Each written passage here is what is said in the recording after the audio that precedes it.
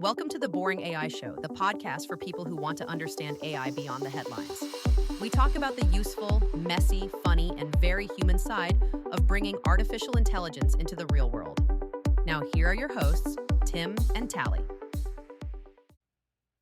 All right. Hi, Boring AI Show fans. So we just finished the last AI for Good conference virtual day. So this will be the last mini episode of the week recapping all things AI for Good Summit. And I'm joined here by Tim Culp. Hello, everybody. And this was, I think this was an interesting day, as Tally and I were kind of talking about earlier in the day. It was slower, but I don't know, man, really picked up momentum. I feel like after later after lunch, up to the end, there was some really good stuff. So looking forward to chatting about it. Yeah, agree. Couldn't agree more. So I guess Tim, what stood out to you the most today? So I have a bunch of notes. I am going Sifting through through. like. Yes. I'm like, so what is it? What is that one? So I think where I'd start is the discussion with Will.i.am and Michael Crow from ASU. That was really, really cool. And Will.i.am is just one, he's a great speaker, and two, like the level throughout like the week we've been talking a lot about passion and people being passionate about their topic. Like he exudes that high energy passion. Like it is so awesome to listen to him talking about his vision of the AI future and what it could look like. Really, really cool. But I want to get into one of the things that one of the models that he put out was like model of thinking was that, IBM originally told us, think.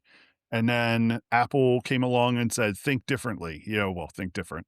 And now the model being, think critically with love for your topic. And he really emphasized this focus on, acting with love for the thing you're trying to Yeah. do. I thought that was really, really cool. It's interesting. It's almost like instead of think, the word that comes to mind is just feel, and Mhm. I think like he accentuated that, humans are not always logical and these, crazy logical beings. We have emotions. And to your point, he, argued that the differentiator there is love and that passion. And it's funny because we've almost been saying that all week, that the thing that draws us in the most is that passion that you can really feel if people have the passion on stage. It's so exciting to see, and it draws people in. And that really is the differentiator between, humans and AI here, which I think is really, really cool. I love that message as well. Yeah, and he also dug in a topic that he was talking about, which I thought was really interesting because the moderator was aligning because Will.i.am was talking about his own educational journey and naming these teachers that had such huge impact. And the moderator asked, like, well, do you think in the future, kids are going to be like, oh, you know, model 9.6 was so influential and I learned so much from it. And and the answer from Will.i.am and Michael Crow was around like, no, because you're thinking about this wrong. It's not that the AI is like the only part of the learning process. It's coupled up with other things, just like books. And I know for me, like there are books like The Hobbit. I love The Hobbit. Like that was one of the first books I ever actually read. That wasn't like directed by school to read, and I have this affinity for it. And there was a lot that I did learn from that book, and like, oh, I really enjoyed this. My daughter, Lord of the Flies for her. She loved Lord of the Flies and talks about it all the time. And what the panel was talking about is the thinking not that the AI agent is the teacher, think of it more as it's like a book in your education. So it's just part of the journey. And it is still education, still coordinated and delivered with human value. So it was very interesting discussion. Lots of focus on human connection.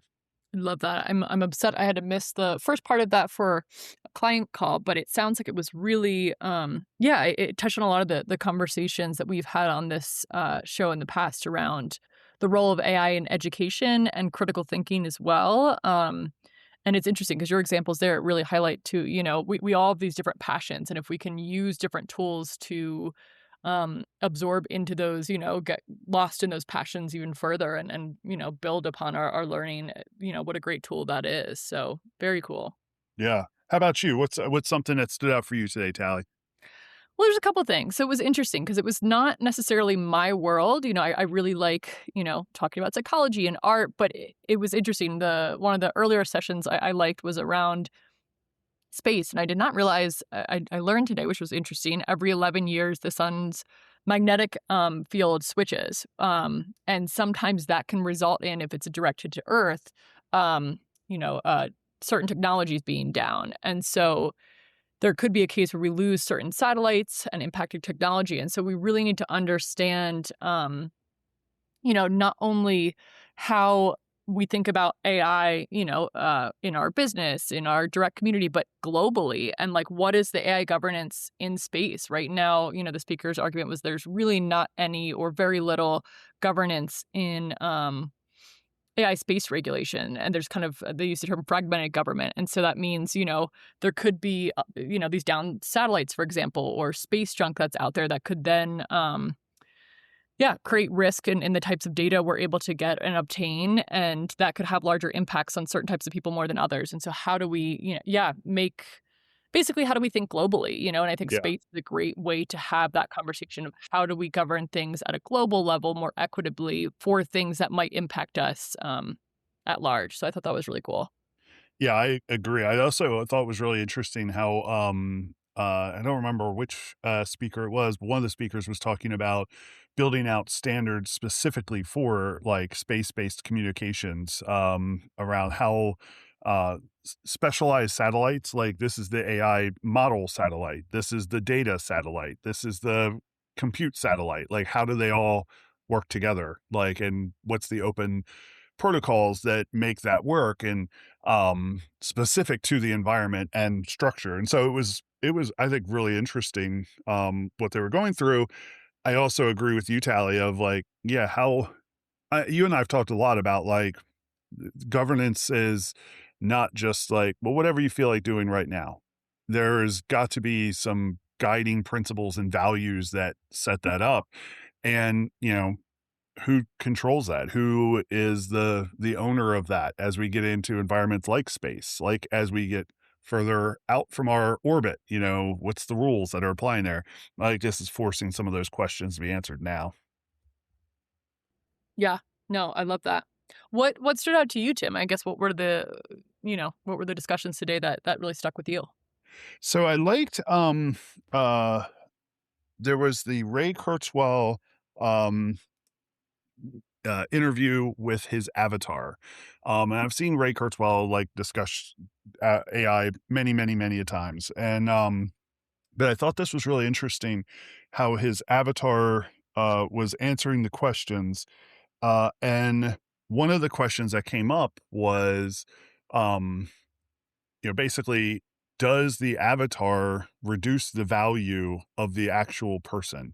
Because if I can just go ask Yeah. the avatar any question and it has all this knowledge for the person from all their writings, and I know like I have thought about this for myself, of because I've done tons of writings over the years and tons of content generated. And what if you put all that into an agent?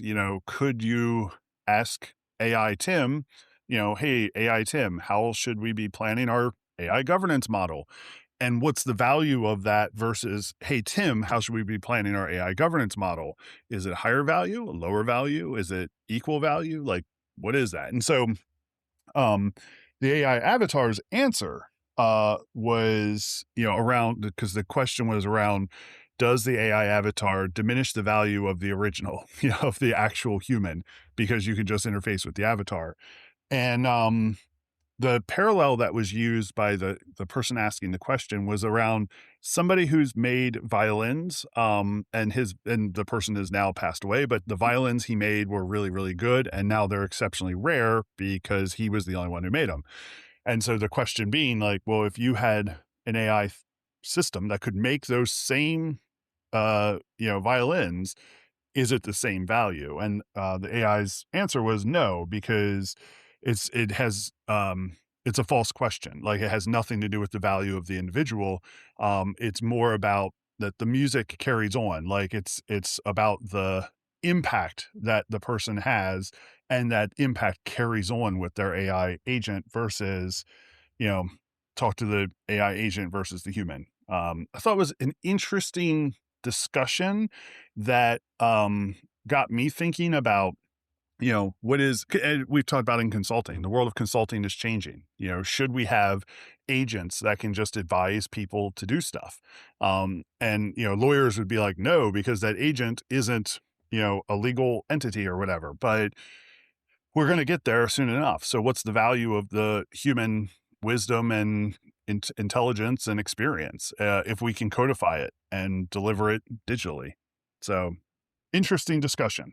It's really interesting. I think it brings up a topic, we've touched on before around, really making sure you understand your core competency as a human, and that's where I go back to, what you brought up before of our value being beyond just our output, our logic, what we can think. And also it's the feeling, the connections that you can have with another person is so, human and something that is really hard to replicate. So yeah, no, I think it's a really interesting discussion because I think that definitely human avatars will become more prevalent over the next few years as well. Yeah, and tapping into the what is real, Mm. and and what is the line where it matters, and so um the characters in a story, are they real? And but we can have emotional connection to them. Is that real? Like, and some of it is like, does it matter? Like, do we really care about this? I think these are, I mean, for years now, we've been talking about, like, AI is going to challenge what it means to be human. And that is the ultimate, like, hard thing about AI, is that it challenges so many of our assumptions of humanity. And so I think we're hitting that point where we have to say, does it matter that I'm interfacing with an AI system versus a human for this transaction, for this interaction? Does it matter who I'm actually interacting with? And sometimes the answer is a very clear, yes, it does, significantly. But sometimes it's, no, it doesn't matter at all. Yeah, very interesting. No, I think it's gonna these large philosophical questions, I don't think they're gonna necessarily be answered overnight, but I think it's definitely valuable for us to think about, not only personally, but I think also from, to tie it back to our audience, a business perspective, making sure we understand the value that also a company or organization's bringing, and the impact to the greater society. So Yeah. very cool. And with that, that Avatar is a great example. Yeah, I'm glad you brought that back to the business aspect, because it does sound like heady and, like, oh, wow, what do we do? But there's already, organizations like, I think they're named I'm a butcher name, Synthesia. I'm butchering the name, but they make AI video avatars that can join, like, calls and represent. So if your AI representative goes to a business meeting and makes a decision on your behalf, you've made that decision. Like, you've delegated the authority to that AI system to make that decision. And so these, while people might not be using these systems today, these are very much like, your AI system is your delegate, and it is acting on your behalf, and you are accountable for that action. So everybody just be aware. Yeah, no, I think that's a good call out. Well, and one of the big stars I put on my note, I know we talked about space and, music and health and all these different industries. There was a health one I was listening to, which was really interesting around, pattern recognition, being able to detect cancer earlier, which I know I've brought up as a in the news article on this show before. And so then the argument is it would be kind of irresponsible not to invest in these, Right. and this type of technology, if it could actually save lives, assuming, again, that's applied equitably and all that kind of stuff. But again, I think the overarching themes of all of this is the importance of not only data, of course, like in that example, making sure you have the right data, but also regulation, like making sure there is the regulation to be able to apply in the case of space, in the case of, avatars, in the case of health, making sure there's regulations and overall governance to make sure that the outcome of what you're producing is ethical and what you intended. So I think that just seemed to be a large theme today. Yeah, I agreed. And also one of the topics I found really interesting this morning was the economy of authenticity. Is what they were talking about. And one of the things they talked about in that was how true authenticity has a very high cost. You have to, you can't just quickly pop it out. You got to build it over time. You've got to, show up and do the actual work. Whereas low, authenticity content, and I see this on like YouTube, where one of the things my son likes to watch are these very short videos of like, it's like a faucet that you turn on and the colors of a flag pour out, and then it makes the flag for a country in this basin. And it's cool, like, and it's the sounds of the water, and it's colorful, it's cool to watch. But I mean, that's not authentic content, that's just content, and so talking about, well, what's the barrier of entry, what's the value of authentic content, and how are we demonstrating that's higher value than just flags being made out pouring of water, which it's clearly AI made and cranked out as a factory just to have a bunch of, audio engagement and visual fun thing to watch. So it was a good topic this morning, because I think about this for myself, like spending a lot of time writing an article about a topic versus just having Claude interview me about the topic and let Claude write the article. It's which one is the right way to go. Depends on the moment, Right. The moment, the intended output, the brand that you're trying Right. to share, all that kind of stuff. Exactly. Interesting. No, I like that. And I think, authenticity and whose end product is it, I think is always a discussion. But I think, like you said, if you're using AI to produce something, in the end, that output, you're responsible for that as a human using that tool. So very interesting. Yeah. And I'd be curious, Tally, what else you found? I feel like we always watch for different things. So what else did you pick up on today that you wanted to share? The only other big star I have on my note from today that I think was really interesting was, when they were talking about the role of education, they brought up, okay, well, what about, critical thinking and things that we've touched on in this show? But one of the speakers said, it's really about the quality of the question. I thought that was so interesting, because I think it applies not only to humans, but to AI. So not only, when I ask, you or somebody I work with professionally in the education world, quality of your questions, really how you kind of engage with and understand and make meaning of the things around you. It's how you learn. And so really also the quality of the question that you're asking your AI tool, it's going to impact that output and how you're engaging with it. And I just thought that was really interesting, because it kind of goes back to, how we're actually using those tools and how we're thinking through what we want as an output. And I really like the idea of really thinking through the quality of the questions you're asking and why we're asking certain things. I just thought that was a really interesting call out and something for me to continue to mull over. Yeah. And I kind of, there was a class in college I remember very clearly that was like all about logic and critical thinking. And I feel like that was like the professor left my university shortly after I had finished that class.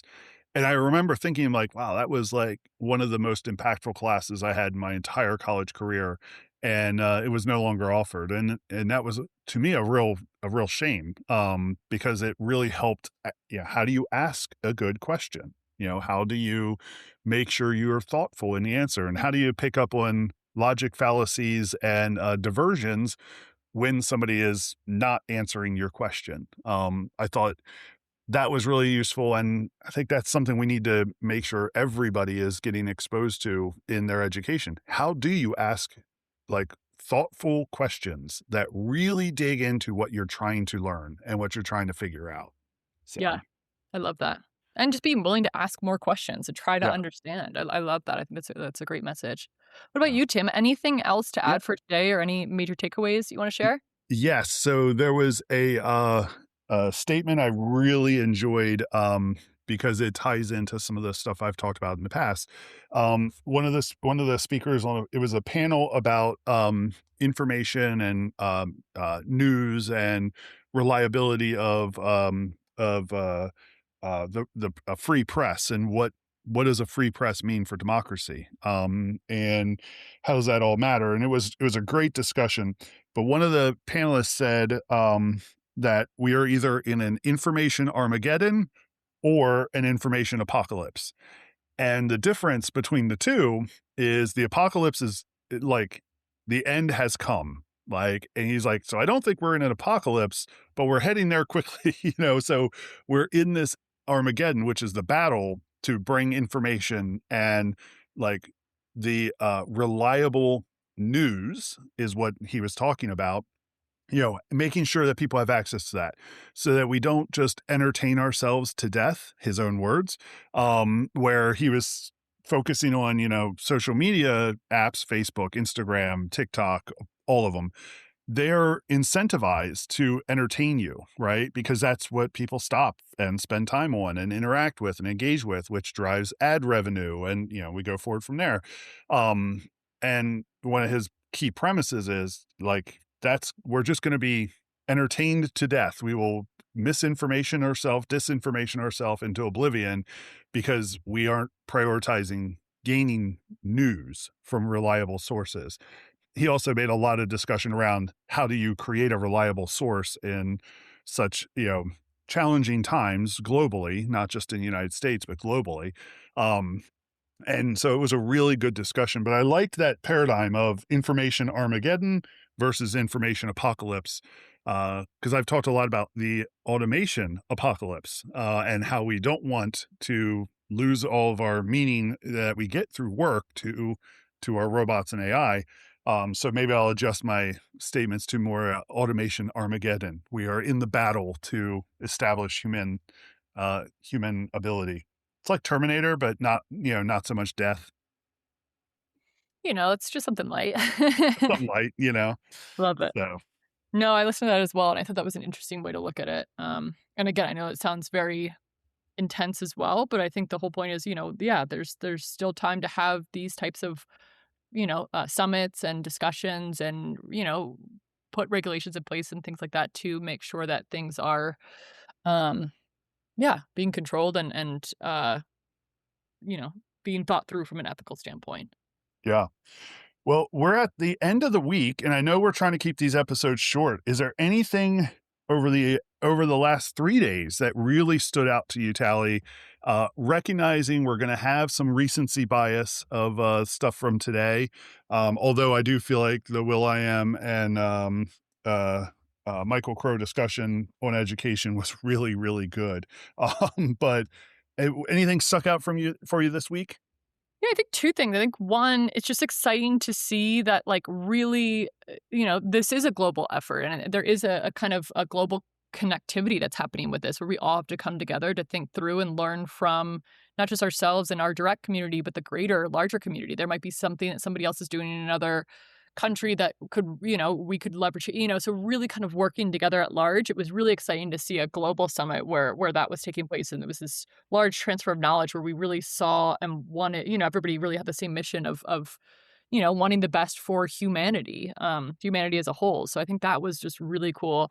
And then I know we mentioned this in the first mini episode, but also just seeing the, and I'm curious to see as we see more recordings out here, but seeing the participation from a lot of youth, the younger generation is also really exciting because again, it's these new innovative ways to think through things, and again, making sure we're bringing in, different members of the population from different generations, from different countries, from all over to get, diverse thinking to come to the best output. And it was really cool to see the creative energy, from the youth standpoint as well. I think that was just really exciting for me to see. So Yeah, overall, I think, it's cool to see this level of passion around AI, and I hope to see it continue. And I know we'll have more updates as more recordings get released here.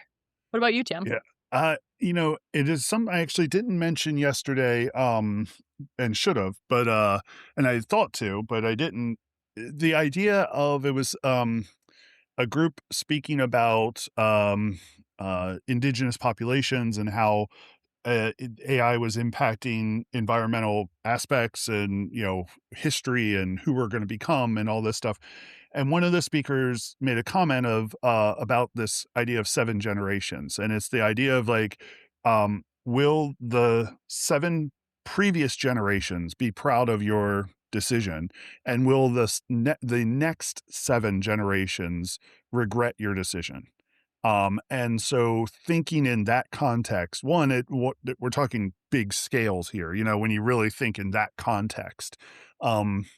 My wife's grandfather is one of the only people I know who has stayed with so many generations of his family. And he's like 95 or something like that. And he has like, his kids, his grandkids, his great grandkids, and great great grandkids are, he's seeing this, and him and I have talked about AI, and he's very fascinated by it and is very excited about its future. But I hadn't thought about seeing like, well, what do you think about what people are doing now? Like, I mean, we talked in high levels, but be curious as to his answer. And as I think about my own impact, I mean, the whole reason I got into AI was around my kids. And so thinking about, well, what are we setting up, and having the kids more involved, all kids more involved, and youth, I keep saying kids, I think that's a sign of me getting old, but, having youth involved in like, what are we doing? What are the rules we're setting up? What does this mean for them? Not in the next 5 years, not in the next 10 years, but in the next 30 years. Like, how is this going to transform and set, the avalanche in motion, which is really what we're doing right now. So, big heady concepts, but I also feel like you bring them back down to business, like bringing them back down to like how we're interacting with our clients and helping them think about, as they're engaging the new, workforce that's coming in, or the one that's coming in after this, the next batch of workforce people that are coming through. What are you doing? How are you embracing them? How are you bringing them to the table to make sure that there's opportunities for them and for yourself, that you're learning multi-generational learning? I think that's one of my main takeaways here is, bring the youth in, reflect on what we're doing more deeply, because we are setting the rules of the road going forward. I love that. I think that's a great way to end it, Tim. Awesome. Well, as always, I mean, please let us know if you have any thoughts, comments, questions, concerns, comment, and let us know if there's any topics. I know we touched on a lot, just to try to get you guys the quick and dirty, here's the overview of what we heard from each day. But if there's a specific topic you heard about or something you want to learn more about, please don't hesitate to reach out. We'd love to hear your thoughts. Yeah, that'd be awesome. And, what do we got next, Tally? We're back to our regular scheduled releases, and We we've are. pre-recorded, and Exactly. So please stay tuned for an episode releasing this Thursday. That would be the 16th. I just had to look at my calendar. So please stay tuned for our regular scheduling, and we will have our Thursday releases. So starting July 16th, keep your eyes peeled. Awesome. Thank you, everybody, for joining us. Thank you, Tally, for the early mornings and hanging out with the AI for Good conference. This was a really great conference. I'm really excited about, seeing kind of how it grows. I've been following it for the past few years. I'm looking forward to getting there, hopefully in person next year. Couldn't agree more. Awesome. Well, thanks, Cool. Tim, and see you guys next week. See y'all next week. Bye. Thanks for joining us on The Boring AI Show. Practical AI minus the hype. Subscribe, share it with someone on their own AI journey, and we'll see you next time.